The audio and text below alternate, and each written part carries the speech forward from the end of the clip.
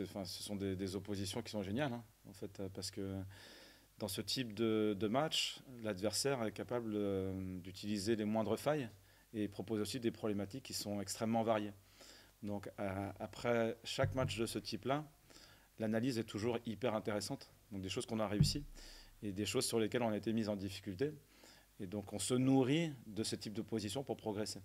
Donc moi, enfin, je me régale de jouer ce type de match à domicile ou à l'extérieur, parce qu'on sait qu'on va être confronté à de la difficulté et que ça nous challenge dans notre attention, dans notre créativité, dans notre adaptation, dans notre concentration. Et que derrière, même si on est pris à défaut, on saura en faire quelque chose pour devenir meilleur. Donc je prends l'exemple de Marseille par exemple, où justement match aller, on s'était fait matraquer sur les côtés, ça avait été terrible. Et donc quand on sort de ce match-là en analyse, on se dit bon, la prochaine fois, on saura en faire autre chose. On s'était aussi fait, alors, pas surprendre, mais en tout cas, on avait été mis en difficulté sur toutes nos sorties de balles, face à une homme à homme qui est extrêmement impactante, avec des rapports de force où nos adversaires nous courent partout derrière sur le terrain.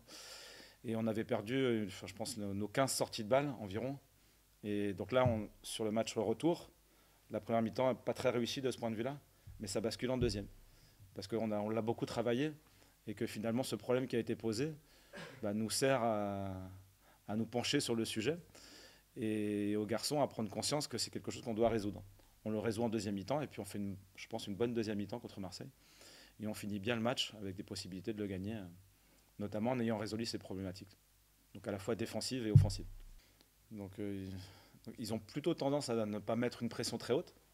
Maintenant, ils peuvent décider de le faire sur le match. Donc c'est toujours l'histoire d'un rapport de force. En tout cas, il faut, face à ce type d'équipe, il faut être extrêmement précis dans la protection des espaces. C'est-à-dire si on laisse un espace un peu ouvert, ils l'utilisent. Ils ont à la fois un jeu collectif et des individualités pour pouvoir saisir la moindre opportunité. Donc là, l'idée d'être un bloc très compact, il peut être médian, il peut être bas, elle est forcément cruciale. Ils utilisent bien les côtés, donc ils avaient marqué, ils égalisent en toute fin de match au match aller, hein, sur un centre de la ligne de touche, hein, et qui nous arrive dans notre surface. Donc ils sont capables de beaucoup de choses. Donc je crois que sur la partie défensive, il n'y a personne à convaincre pour dire qu'on doit le faire ensemble et d'être extrêmement rigoureux. Ensuite, on doit progresser encore dans nos attaques placées. Et je pense que ce qu'on est en train de construire dernièrement, on l'a plutôt bien montré, par exemple à Nice, à Lyon, à Lille, on a eu aussi des bonnes séquences à certains moments. Donc il faut qu'on soit capable de le faire à Monaco, en franchissant une étape, de manière à être plus consistant dans cette phase-là.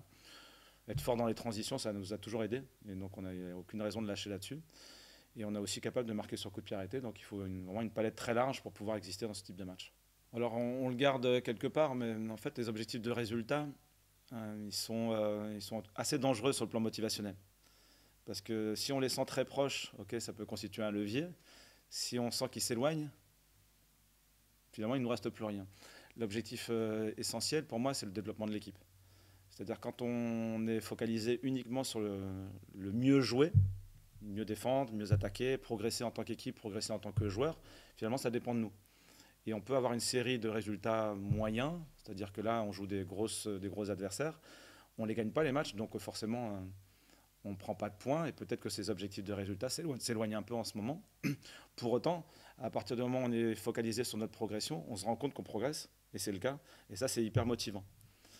Et donc il va se passer un moment où si on continue à progresser, on va gagner des matchs, on aura un socle très solide qui nous permettra peut-être d'enclencher une série, parce qu'il reste encore un certain nombre de matchs, et peut-être qu'on pourra effectivement toucher à ces records en conséquence.